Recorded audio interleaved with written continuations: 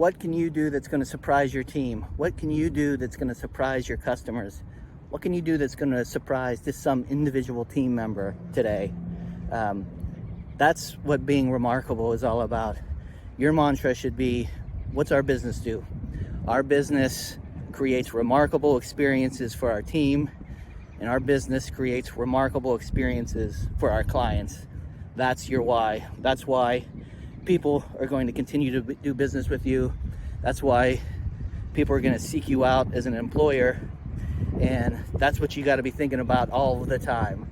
How can I make this remarkable? What will this person expect? And how can I go a little bit further? That's being remarkable.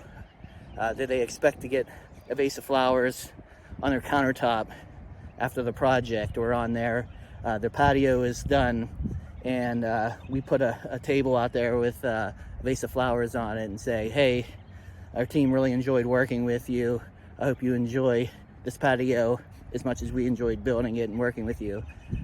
So it's like that. And with your team, you're out there just finding ways to be remarkable, finding ways for people to say, hey, guess what my employer did today? When they go home and talk to their wife, how was work today? Oh, it was amazing. Like, listen to what Johnny did. It was pretty wild, and I loved it. It's really invoking emotion and saying, I want to continue to work here because I just love this place.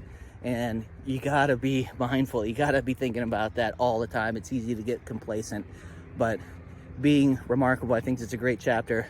I think there's a lot of stuff in here that's going to help you. But just, that's your mantra.